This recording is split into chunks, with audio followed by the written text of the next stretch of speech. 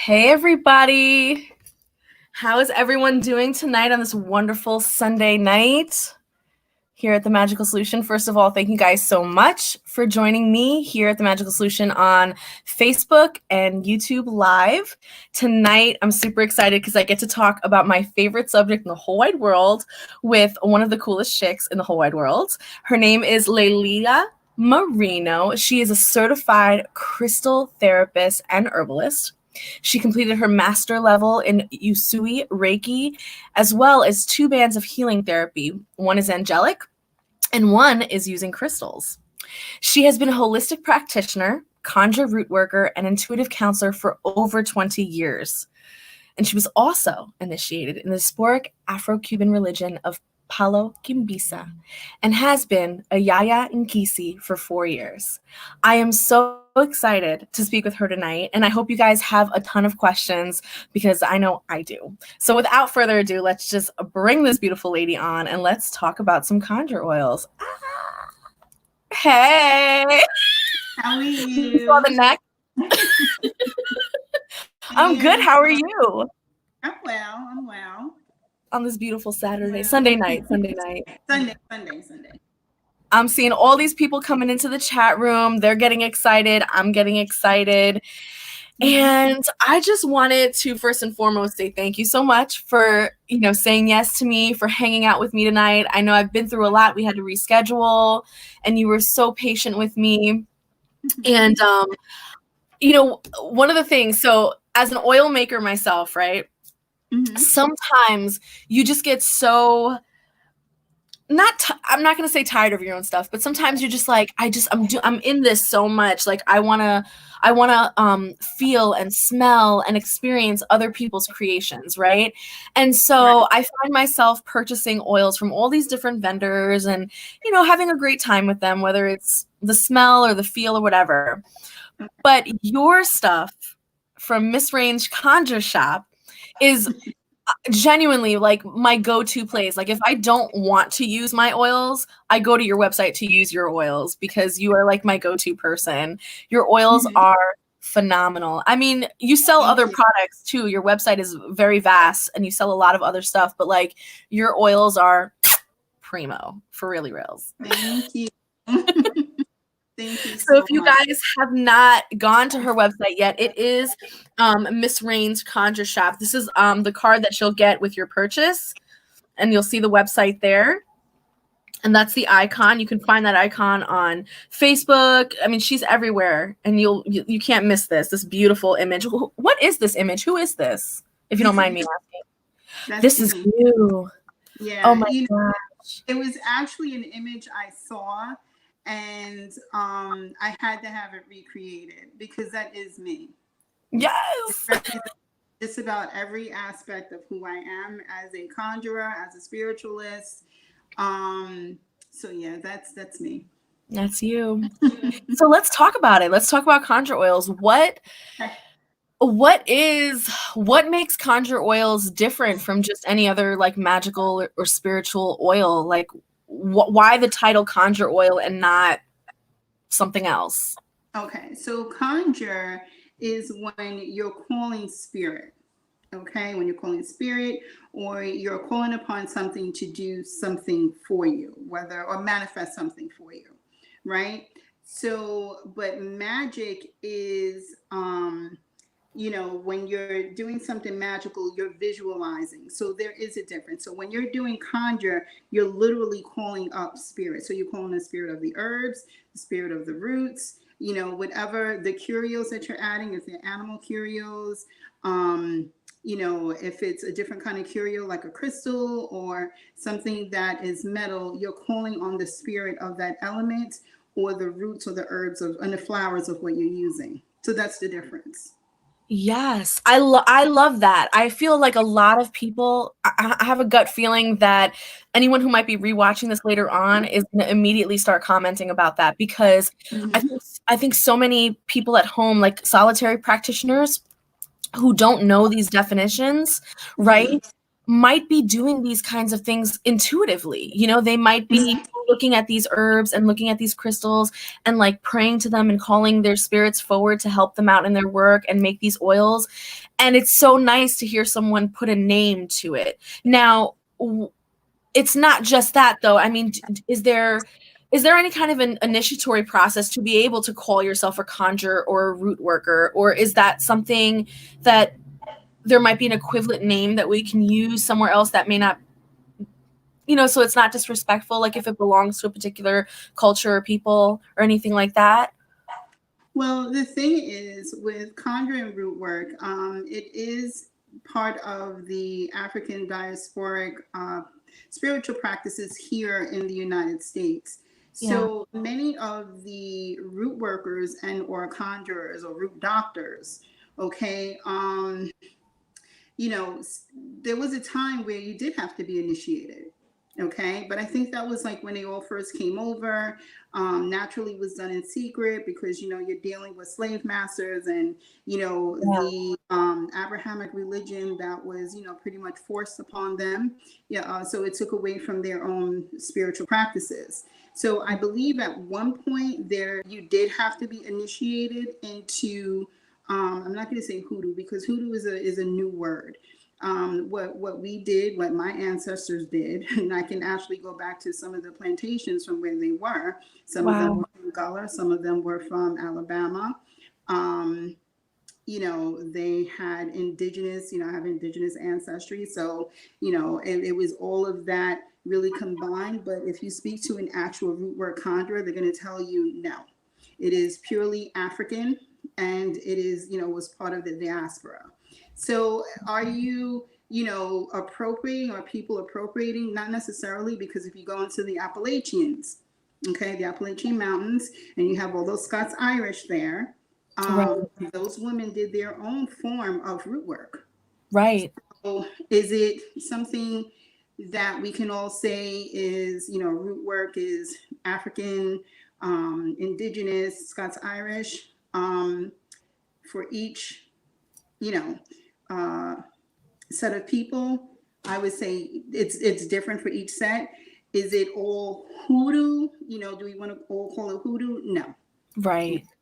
See, that makes a lot of sense. Word, you know, I actually forget where the word comes from, but is what we're doing necessarily hoodoo? I don't do hoodoo. You know, I'm a root worker. Okay. Yeah. When I'm making my oils or doing something else, you know, and doing other stuff, then I'm, you know, whoever I'm in bed, you know, whoever I am, you know, while I'm doing that. But for the most part, yes, I'm a root worker. So I don't necessarily call myself a hoodoo practitioner. Gotcha. Something that's made up and then it combines everything together. And then to me, I'm not with that. Gotcha. Okay. So like, so when you're calling these spirits of these plants and these herbs and these roots into your oil, are you also consulting with them in terms of like the formulations of these oils as well? Like for example, you know, is there a discussion being had or a divination being done to determine whether this particular root will vibe well with this particular herb? Or, you know, like, are you told, no, we're not going to vibe well together, or yes, we are, put us together? Like, how does that work?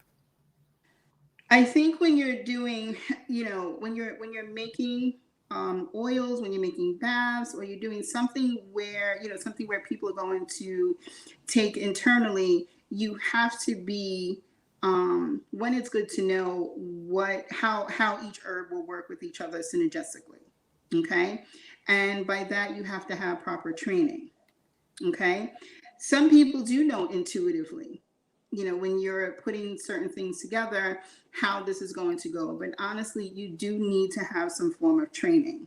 What I do, you know, when I'm making certain oils or even certain baths for people or for myself is, you know, I'll have to sit and divine and be like, okay, does this go, you know, should I use, I'm not going to use any of the other words.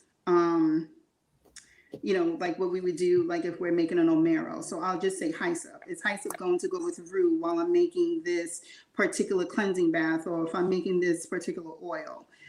Yes, it does. Because hyssop is cleansing, rue is protective. So you want to make sure that both are going to work together. Okay. And it's very important. And that's why I say, it is good if you are an herbalist. But again, there are some of us who are intuitively, able to determine what herbs go together. But it's always good to have training. Yeah, and that training, especially with the herbalism, there's science behind that too. So, you're also learning, the dosages and their effects on the actual physical body, like the liver, the kidneys, the lungs, things like that. Because even with topical use, it still seeps in through the epiderm. It's still going to affect the organs in some kind of way. So I think like that training is more scientific and biological as well. That'll help you with the oils. That's amazing though, because I don't think people take that into consideration, that we should look up, like it's not just these formulas, but sometimes you can make a toxic mixture. Sometimes you can make a poison by accident if you're not sure. Right. For instance, using mugwort, like, I know a lot of people like to use mugwort, and I hear, in certain groups, oh, you could use mugwort within this bath. Okay, maybe you can, but is that person pregnant? Because you can't use mugwort when you're pregnant. Right. Girl, don't even get me started on mugwort. You got people out here that are smoking it like crazy, trying to get high off of this stuff. Like, are you kidding me?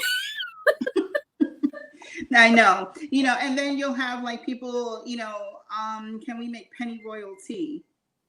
No, it's poisonous.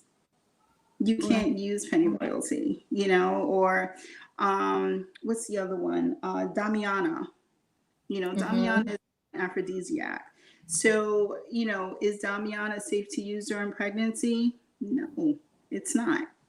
So if you ever notice, like when you go on to people's websites and you go on to purchase like herbs, they should have the actual name of the herb, the common name, the botanical name, okay, the how it affects you, physically, emotionally, mentally, spiritually, what the herb is, and how it can be used. What doesn't it gel with naturally?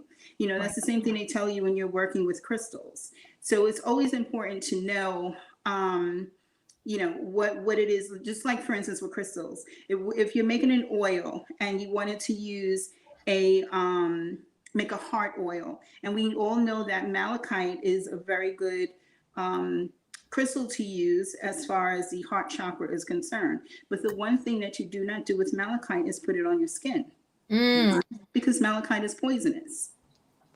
Okay, and a lot of people don't know that. And I'll see what people will make malachite bracelets, and whether it's artificial malachite or pure malachite, it's poisonous. So it's not something that you should put on your skin. Right. And obviously you don't put it in an oil either. Right, and I'm seeing now too the whole the crystals in the water bottle. And people are like putting like selenite and shit in their water bottle, and I'm like, oh my god, yeah, and you know why. And I just did a crystal class on that, on how to make your own crystal water. So really what you would, what you start out with, of course, is one of the common crystals, which are the master healers: clear crystal quartz, rose quartz, and amethyst. You can do citrine, you can do black tourmaline, but as far as that's concerned, that's about it. Right. Yeah. Wow. See, a lot of people don't know that. Now when you're putting these crystals in an oil, though, the same rules apply. Like, you wouldn't, like, if you had a malachite in an oil, you wouldn't put that on the skin. I mean, that would be okay to put like on a candle or something like that, but you still wouldn't put it in an oil either, because when you're going to, okay, so this is like when we use yoni eggs. They're talking about the yoni eggs. Yoni eggs go through a chemical process, and so does malachite. So, and you already know that it's poisonous, and now you're putting it inside of an oil. So the oil is absorbing the properties of that crystal. Are you going to put it on your hands? No, you're not. Right. So you really shouldn't use it, if you're going to make a magical oil or conjure oil or whatever it is that you're making. It's not something that should be used within that oil. If you want to do something that is, to open up your heart chakra or whatever, use rose quartz, use peridot, use something other than malachite. Right. Okay. And what about like dosage? Because I was saying this to you earlier. I would see these YouTube videos and I would see these like TikTok videos and stuff of people purchasing, your 10 ml of oil, and they go to do spell work and they just dump the entire bottle onto their candle or onto their poppet or onto their paper or whatever it is that they're doing. And I'm sitting here going, oh my God, like that is such a waste of oil. And I know for me, like I like to do my master blend, and so that you only need like a couple of drops from a dropper, So in terms of dosage and in terms of usage, how do you go about doing that with Miss Range Conjure Shop oils? Well, some people, depending upon what it is. So if you're going to get a love oil and, say you're going to purchase my pussy power oil, okay?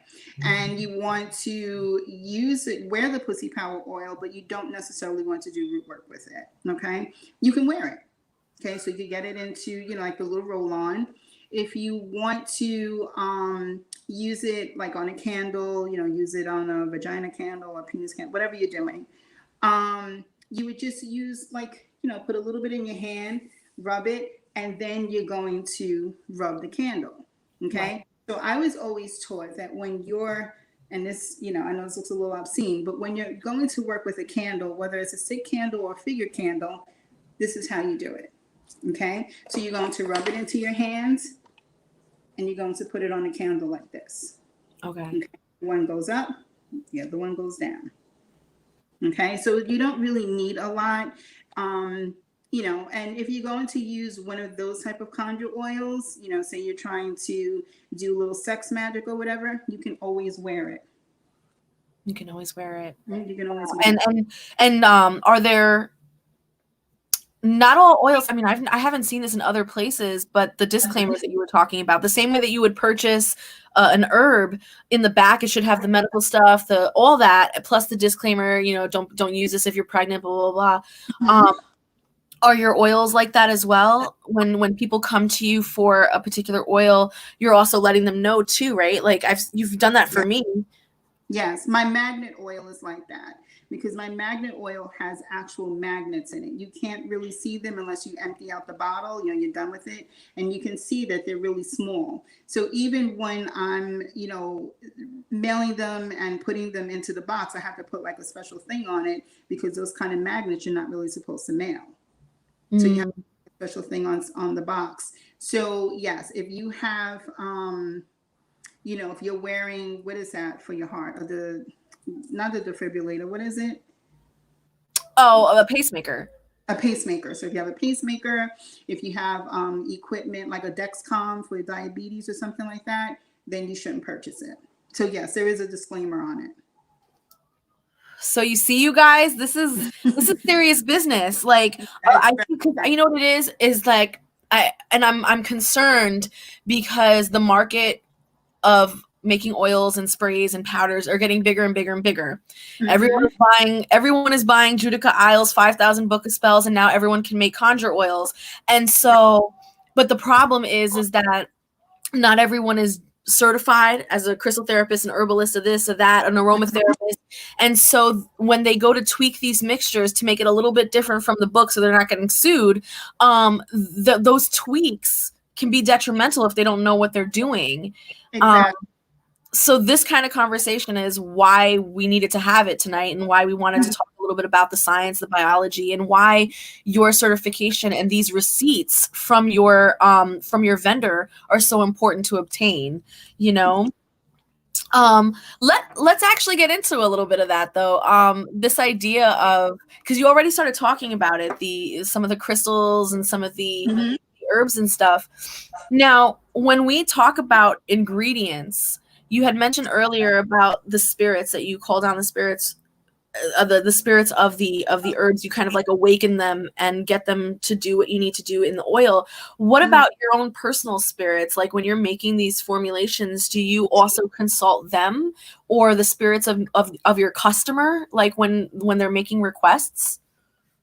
Well, I am a medium also. So when I am making my oils, it all depends. Like sometimes I'll get stumped and it's like, oh, here, okay, do not add this. So I'll get my chamalongos and, I'll throw them. Okay. And, like I was explaining to you earlier, sometimes I'll get 3 up, 1 down. Okay. So 3 up, 1 down. It's like, yeah, you can use calendula, but there's probably something better that you can add besides calendula. Okay, so what should I add? Should I add sunflower? Should I add safflower? Should I add something else to, which one is it? So I'll ask, and maybe I'll get what we call a jife, which is 2 up, 2 down, or maybe I'll get in Palo called tumba abieta. So I'll get, all 4 up, which is alafia. So some people understand that. So if that's the case, and then that's what I'll use. If I get 3 up, 3 down, 1 up, then I'm like, okay, no, I can't use this. So now I'm going to have to think about what it is that I'm going to do. Should I add bay leaves versus rue? Okay. Sometimes I'll need to add bay leaves to it. Okay. So do I need to add frankincense versus benzoin? Okay. So those are 2 resins. Do I need to add resins to this? And why would I add frankincense resin? If I'm making a healing oil, or if I'm making a blessing oil, or even when I'm, believe it or not, making a fiery wall of protection, you add frankincense to it. Mm-hmm. That's right. Local, resin for cleansing and protection. Yeah. So it all depends, but I do have to ask. Speaking of the resins, I'm glad you actually brought that up because so resins, when you get them, they're these little pellets. They're very dense. They're hard. They're like little rocks. So how do you integrate them for people who are brand new at this and learning how to make their own oils at home for themselves? How do you integrate those little rocks to get that essence and to get that scent and to get it to kind of be in the oil without being so clunky? Well, it all depends on the distributor too. So if you go to a distributor where you're getting pure frankincense, you're not getting something that's I shouldn't say pure frankincense. So there's a few distributors where you can get First Choice, you could get Superior, or you just regular old frankincense. So it all depends on you and how much you want to spend, how you feel about the conjure oil that you're making, and the quality of what you're putting into it, because I also believe in quality too. So you can make a $5 oil or you can make a $25 oil. It all depends on what you're adding to how you feel about what you're adding. So you can either, for some people, they may not want to add the entire piece of resin, so you can get the the pilon. What is it? The more, okay, the more talking about. I know we say it just like that. Yeah. So you can get the pilon and you can put the resin inside of the pilon and you can, go like this and crush it. And then you can add that to it if you don't want your oil to have clunky stuff. You see some of my oils, you'll see that they're some of them are filled, some of them don't have too much stuff in it. It all depends on what it is that I'm doing and, what I'm told to add to it. Yeah. No, and in terms of aesthetics, yeah, your oils are so beautiful. Like they come in a clear bottle and it'll have the label on it, but you can see everything and all the bits and pieces floating around and it's beautiful. It's beautifully put together. I adore them. Now when you were talking about crystals, right?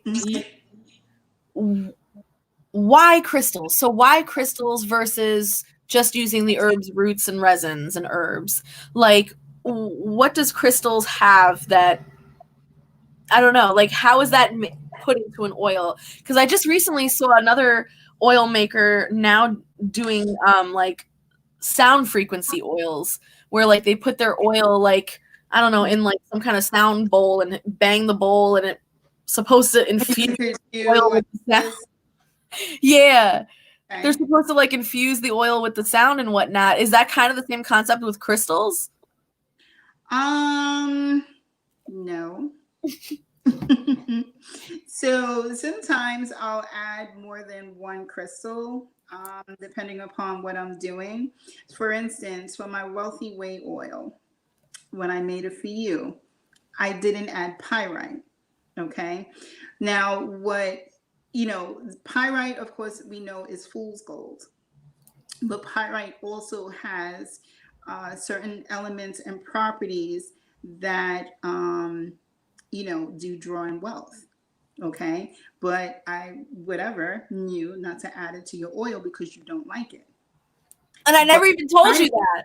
I no, never even told you that. That's the amazing part, is I never told you. So that must have been during your divination. It's yeah. so true. To me, I associate pyrite with like fake money or like credit cards. So I didn't want fake money. And I was so surprised when I did, when I got the bottle and it wasn't in there. I'm like, ooh, she used other stuff though. Yes. I did. I used lodestone. When I Yes. was lodestone, and my lodestone, I use the granules. I don't have like the large. I have a large lodestone that is fed, and I feed it frequently. And then there are the granules of lodestone, so they're all getting fed on top of, and that particular big lodestone is trained to attract. So it's either I'm going to use it in my money oil or I'm going to use it in a love oil for attraction. Okay. And so I'll add like a few little pellets to the Wealthy Way. But what a lot of some people don't know, and I have done for some, is that pyrite is actually a one of Oshun's favorite stones. Okay, it's not necessarily citrine; it is pyrite. Yeah, So everyone always associates her with citrine. That's funny. it's pyrite. So for a couple of customers, they'll find little pieces of pyrite in their stone and in their oil. But what I'll do for them too with their money oil is add a little bit of honey. So it all depends on who it is, on Right. who I'm making this oil for. Everyone always, gets you get the money, the shredded money, or sometimes they'll get a full $1 bill. It all depends on what I'm doing, what I'm feeling at the time, and who I'm hearing. So yeah, so it does make a difference when you're adding certain crystals to the oil. Okay, so if I'm doing something where it's healing work for someone who needs to do, have some emotional healing or whatever's going on, rhodochrosite, or if someone is having certain issues with, being calm, I'll add lepidolite. So it does make a difference with the herbs and the crystals and even the essential oil that I'm using, how it affects that person and how they feel once I'm using it, once they begin to use the oil. It's that synergy thing that you were talking about. It has to work synergistically. So speaking of essential oils, let's get into that, because that is my favorite subject of all time. Okay. Essential oils. What is the difference? Because I know you and I have talked about essential oils. We've talked about CO2 oils. And then there's this thing called fragrance oils that you'll see just to add the smell to it or whatever, right? I know the cringe, right? Yeah. So what are the differences among these, and how does a shopper know what they're getting? Like, what do you look for? Okay, so you don't want to use fragrance oils in your Conjure, Rootwork, whatever you want to call them, oils. You don't want to use a fragrance oil. Fragrance oils are good if you're making a body oil, if you're making lotion, a shampoo or a conditioner, or whatever it is, whatever you're doing as far as the body is concerned, you can use a fragrance oil. But then again, too, it all depends on where you're getting your fragrance oils from. Right. Because a lot of the fragrance oils are watered down, so to speak, or too oiled down, and you really are getting an artificial scent. Okay, so if I'm going to get like a fragrance oil, like I also make body oils.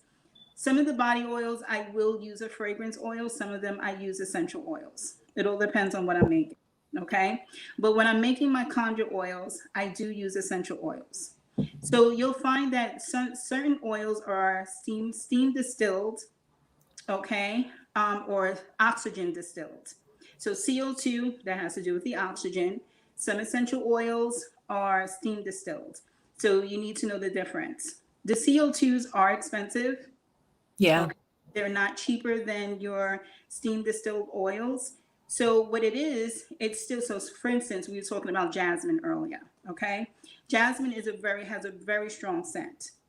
I prefer to use the CO2 because the CO2, it takes out, it doesn't really change the dynamic of the flower, but it tones the scent down a little bit because it's the oxygenated version of what they're doing with the essential oil. The steam distilled, you're getting that actual strong scent. It doesn't mean that, you know, with either one that there's going to be less or that you're buying something that's cheaper or whatever. The CO2 is just done differently. So it's a little bit more expensive. That's the same thing with an absolute or an attar, which I also use. The absolutes and attars, you're getting the pure oil. There's no, you know, not too much is done to those particular oils. And you'll also find that the absolutes and the attars are a bit thick. Yeah, they're almost like liquid resin. Right, exactly. So when you're going to, and the thing about those particular oils is if you're going to use an attar, you have to use the entire bottle. Okay. So for instance, benzoin, when you get that oil, it's very, very thick, and you have to melt it, so to speak, at the right temperature.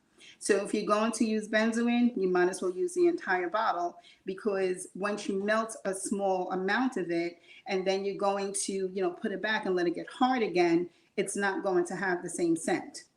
Okay, so that's the difference. So you're better off just making a giant batch and then distributing. Yeah. Yeah, for sure. I've always felt that essential oils, the attars, the absolutes, the CO2s, I've always felt like, because I remember there was a period, I would say maybe 6 years ago, there was so much like gossip and shit talking around using essential oils in the Magick and in our oils. And I remember like mad people were like talking so much crap. And then all of a sudden everyone got on the train and they were using the essential oils.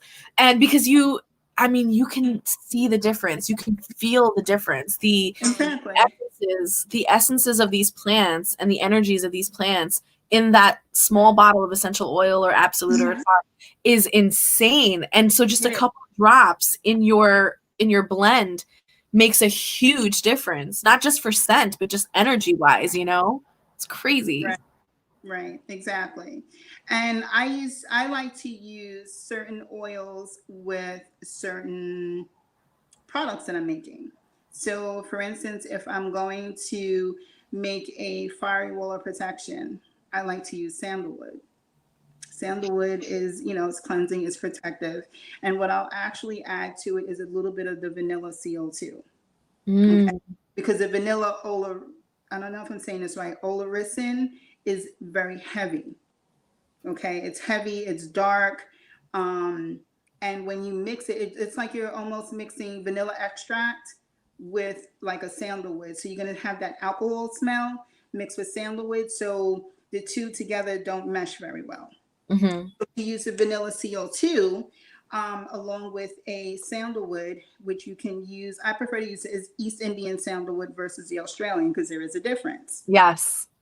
And that's what people don't know. So the East Indian to me has like, it's sweet and it has such a beautiful scent. And when it's mixed with the vanilla, it's almost musky, it's sweet. It just smells so good. So I like to make the two of them together when I'm making that kind of oil. So certain oils, you know, they mesh well, certain oils don't, like frankincense, myrrh, and vanilla, frankincense, myrrh, and benzoin. It has a really nice scent to it. Yeah. And I'm glad you brought that up. You know, it's true. You know, you can get, 60 variations of a particular kind of herb or, and those variations can be anything from the location of where they come from to the type of soil that they were grown in to the types of chemicals used to grow them. and everything in between, and then all the way down to the way that they're distilled into an essence, and all of that can change the properties and the scent and the way that this comes across. And I think, again, being a smart shopper, being an herbalist, being a crystal therapist, being someone who is well versed in that language, you're able to source some of the best products, which is again why your oils are bomb. Seriously. We have a few questions here, if you don't mind to deviate from the conversation for a little bit. There is a question that when we were talking back further along, when we were talking about mugwort, there's a question that asks, well, what is the best way to take mugwort for dreams? Is like drinking a tea of mugwort, or is an oil preferred? What would be best if you wanted to get dreams? You can take mugwort in a tea, okay, but don't be pregnant. And don't be pregnant, and don't take other medication along with the mugwort. So if you're someone who's taking an antidepressant, or if you're taking a muscle relaxer or something that helps you sleep, do not take mugwort. Okay. I would use mugwort, say, third eye, going back this way, if that is something that, you're taking those kinds of medications, but for the most part, not at all. I wouldn't ingest it at all. Okay. Another question would be, and so I'm assuming this is with regards to if you're purchasing an oil and you're about to use an oil to have some kind of magical or spiritual effect on you, on the person, right, where would be the best places to apply that oil so that it's best absorbed and best maximized? Pulse points. Pulse points. Are there a couple you could name? Right here. The wrists. There's your pulse points right here. Okay, you could do here. Well, all depends on what you're doing. You could do between the legs. If you're doing like a sex oil, like pussy power, I always say in between the legs, and to rub, take the oil and go up. Right. You could do the back of your knees and the inside, like where your ankles are on the inside. Those are pretty much the same places that my mama told me when it comes to putting on perfume.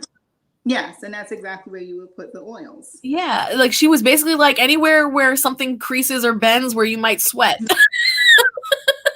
Right. That's what my grandmama told me. Yes. So let's talk a little bit about, because here's the thing I think most people don't know, or at least new practitioners in terms of making their own oils don't know. But base oils, carrier oils, can also have their own properties and change the dynamic of your oil. So choosing the right base oil, the right carrier oil, can make all the difference for whatever it is you're going to be making. So do you have any advice, or are there like a quick tip cheat sheet of base oils that you could throw at us? Okay. So one of the most popular oils that many oil makers use is fractionated coconut oil, because it holds the scent better and longer. I also like sunflower oil. Okay, sunflower oil is also very good. But if you're going to use anything besides fractionated coconut oil, add a drop of vanilla. But oh my God, not vanilla. Vitamin E. I'm thinking vanilla. Vitamin E oil. Okay, but do not use the vitamin E, which is the tophenol 50, because that will definitely change the scent of what you're doing. Okay, and the properties of how your ritual oil is going to turn out. So tophenol 50 is actually an oil that you would put in a body oil, and you can use that with a fragrance oil in a body oil. Got it. So just use like a regular vitamin E. Okay. I've seen people actually take the little vitamin E, like vitamins, and poke a hole in it and squeeze it out into their oils. That's not good, is it? Not at all. No. Because now you're really changing the property, the smell, and whatever it's supposed to do synergistically as an oil. It is not something, because that vitamin E oil is what you can ingest. If you go and you get a vitamin E oil from, say, Bulk Apothecary, okay, and you're going to use one of those, then that's what you would use. You wouldn't use something that is a vitamin, and you wouldn't use a tolfenol 50, because the tolfenol 50 again is for your skin, okay, and it has a different scent to it. So sunflower oil I like, besides the fractionated coconut oil, and I also like sweet almonds. But sweet almond, again, you're going to use a few drops of the vitamin E. Now, some people like to use, there's neem, there's, I love jojoba or jojoba. yeah, jojoba, but it all depends on what I'm doing. So you have the golden jojoba, and then you have regular jojoba. Golden jojoba I prefer to use on the skin as like a body oil, and then the regular jojoba you can also use, but you do need to use vitamin E with that as well. Right. Okay, because those particular, they don't hold the scent of the essential oils for too long, and it starts to go rancid. Yeah, smell rancid. Yeah. Yeah, so you have to be very careful. So the vitamin E, it helps the shelf life last longer. It does. For anything besides fractionated coconut oil. Okay. Okay. So most of my oils are made with fractionated coconut oil, but some of my oils I use sweet almonds and I use sunflower. If I'm going to make anything that is associated with the sun, I use sunflower oil. Right. With a drop of vitamin E. How long is a shelf life for oils? I would say if you're using a really good base oil, like a fractionated coconut oil, and you're using, good essential oils, tars, absolutes, or CO2s, you have up to a year. Even though with the essential oils, the tars, the absolutes, and the CO2s, you can get a 2-year shelf life. Once you are starting to mix those oils, then you're changing the dynamic of it. So you really would have like up to a year. But if you're using like a base oil like sunflower, sweet almonds, what did I say? Sunflower, sweet almond, jojoba, I would give it anywhere from 6 to 10 months. So you see, so that's really good to know in terms of being a shopper as well. Is that something that has anyone ever asked you about that? Like, or do you have stock oils, or do you make your oils per request? Like, do you let people know, like, hey, I've had this on the shelf for 2 months, so you have X amount of time with it now, or is that not a conversation? Like, how does that work? My oils are all made to order, and that is expressed on my website. So I will tell you, like when you go on a landing page, you'll see it's 2 to 4 weeks. And one of the reasons why it's 2 to 4 weeks is because if you order 10 oils, then you're going to wait a while. Okay? Right. Because I'm going to have to define and see what I need to add into your oil. And sometimes one order will take me 1 day. Okay, so none of my oils are what you would want to call product manufactured. They're all made to order. Right. Yeah. Oh, so I know that we are technically supposed to be talking about your oils. I do know this. However, you are a you're a jack of all trades, my lady. You have a lot of other things going on. And one of the things that people I feel should know about you is that you've created an oracle deck. Okay. And this oracle deck is amazing. I purchased it recently, actually. It's called Real Life Oracle. It comes in this adorable little book. Look at I love this image, the universe. That is just so freaking cool.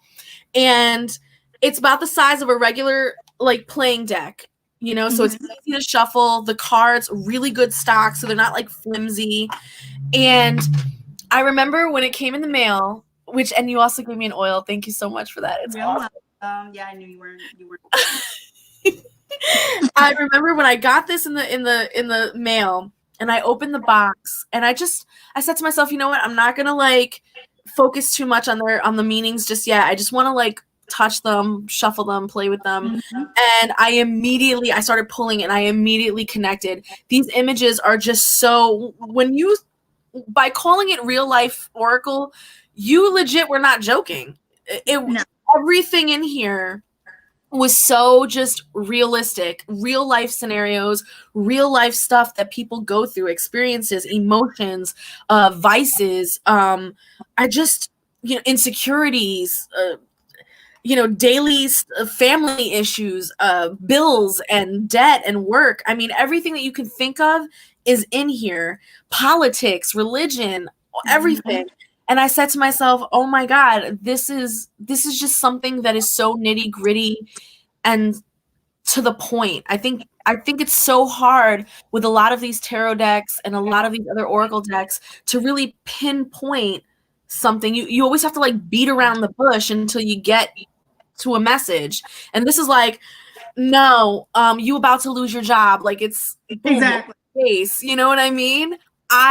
I'm so impressed with this deck. It's insane. Let me pull out. So like gambling, like just obvious in your face. But this could also be like taking a chance, or you know what I mean? Like you The can Wheel of Fortune. Oh yeah, or fortune, exactly. Exactly. Something very literal. Hush, shut up, be quiet, stop talking. Like something so to the point. And I absolutely, these cards are great.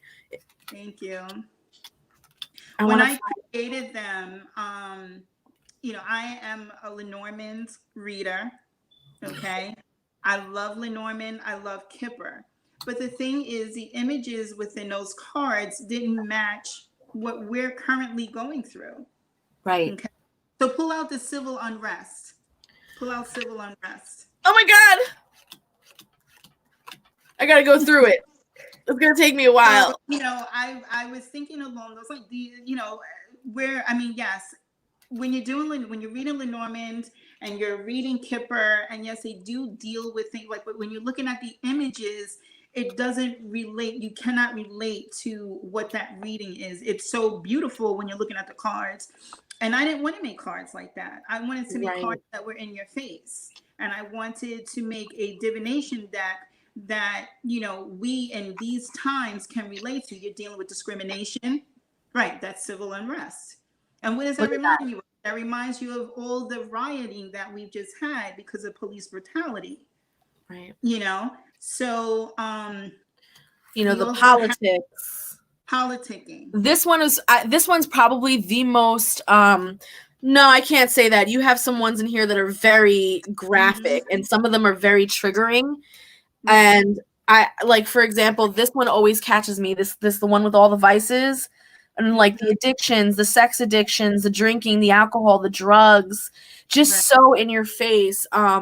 Domestic violence and I mean, just so in your face. Some of these, when I bumped into them, like I was like, oh, it was jarring. And but at the same time, it's needed. It is very much You don't needed. see that anywhere. You don't see it anywhere. No. And I love tarot, and I love Lenormand, and I love all of those things. But the images of the cards do not depict anything that we deal with now. I mean, not to say that they didn't deal with it back then, but we don't have time for fluffiness. Yes, we don't have time. Fluffy. And I knew that some of the images would probably bring about conflict with a lot of people. They wouldn't like what just like if you look at Happy Family shows a mixed race couple, and they show an LGBT couple, with children. And, you cannot sit and say, this is not normal, because it is normal. This is what we're dealing with. This is what is in our society right now. We have LGBT couples, you have biracial couples, and then you have your couples, exactly. But when you're looking for, looking at a reading, and some people are looking at it and saying, well, that's not me. It doesn't represent me. And I wanted to try and represent everyone. And you did. And yeah, I think so. Yeah, you nailed it. This is a really, really great deck. I mean, so I highly encourage you guys, again, it's not just her oils. She's got oils. You sell herbs, you sell curios, you sell basically all the ingredients that you pretty much use to make your oils. You also sell them on your page too, but this is also on her page. And the booklet, here's the cool part, the booklet is sent via email. It's digital. And I love that, because for me, being like that new age millennial person, I can then, I can highlight stuff in my file. I can pull sentences out. I can make a different spreadsheet that I want to work. Like it's just more user friendly in my opinion. Yeah. So again, it's www.missrangeconjure.com to find all of this yummy stuff. Oh, we have a question. Oh, back to oils. Sorry. There's a question is from Miss Susie Allen. What do you think about people who make oils that state that they have to cure a year before they're ready? Are they selling rancid oils? I've studied aromatherapy and wondered about this myself. So let me pull up that question. I think that they're full of shit, okay? Just like when people say, and there's nothing wrong with this either, because everyone has their way of making oils. Some people do go by the sun, the moon, and the stars, okay? They wait until there's a waning moon or a waxing moon to make their oils, or is it midnight and I'm going to make my oils? Okay, I get that. But if you're going to do something like that, it should only take you a month. Right? If you're going to put forth something that is an astronomically wonderful product, it should only take you a month. But then there's some people who can do it and be like, okay, I'm gonna add this, I'm gonna add this, I'm gonna add that, I'm gonna add that. All right, there you go. And you're getting a product that is equal to what they're doing. So someone saying that it's going to take a year for them to make an oil is because they don't know what they're doing. I'm being honest. It doesn't take you that long. Only reason why it takes me that long is because I have to sit, throw my shamalongos, okay. And if I get 3 up, 1 down, then I'm like, oh God, okay, now what do I got to use? Now I got to try and figure out something else. Let me hope that I have it in my arsenal where I can make this person's oil. If not, then I have to order it. And that's why it takes the time that it takes. Right, yeah, you got to wait for stuff to get delivered. And I would say it only takes me about, it'll take about 2 weeks to put something together. If you have a large order, I have right now, I have like several, and it's going to take me a couple of days to put the just one order together. But that's because I want to make sure that I'm giving you the best product. I want to make sure that I'm giving you something that is going to be beneficial to you. My oils are not $7. They're $21, but it's also the products that I'm putting into the oil, the time and the effort to make sure that I'm helping you manifest your heart's desire. And that's one of the reasons why I do what I do. Exactly. Yes. And do you, like when you're done with your oil and everything's put together and it's in the bottle, do you have a process of like, quote unquote, energizing them or charging them or activating them? Like, for example, some people like to put their oil like under the full moon or under the sun or something like that. Do you have a process for that as well? Or is it happening as you're making it?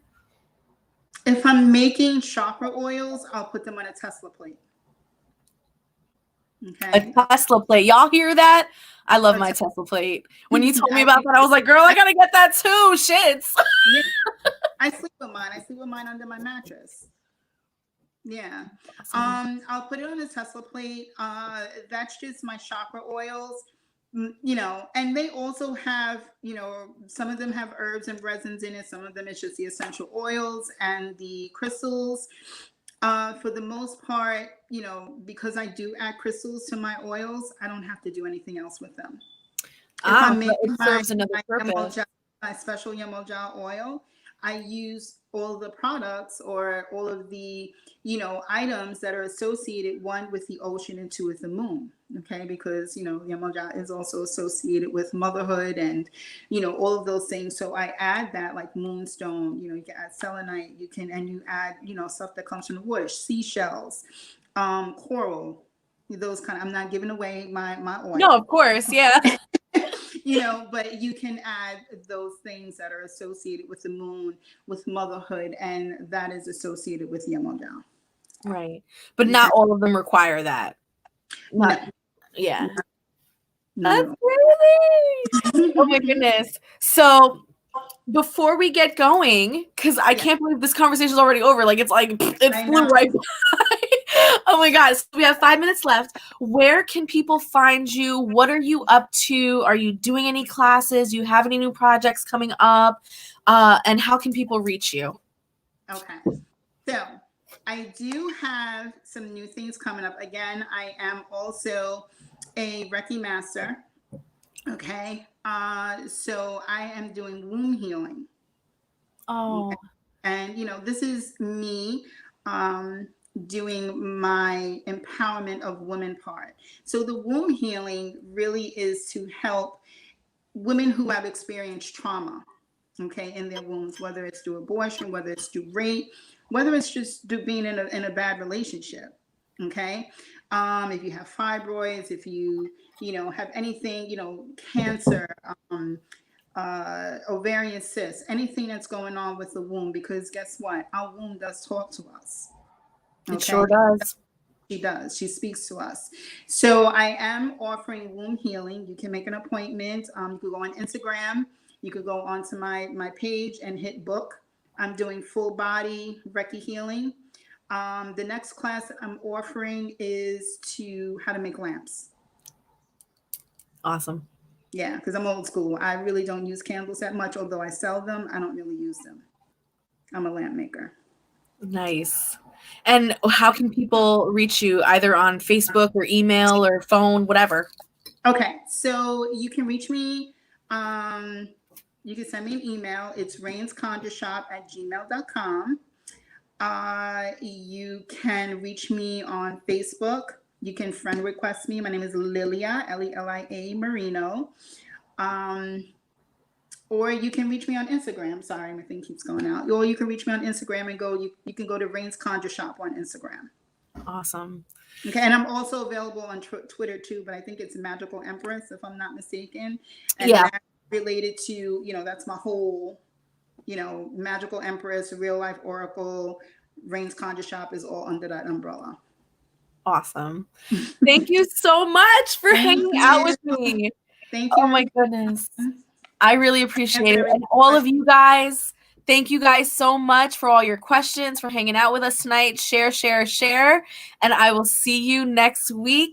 Much love from the Magical Solution and from Miss Rain's Conjure Shop. Bye. Until next time.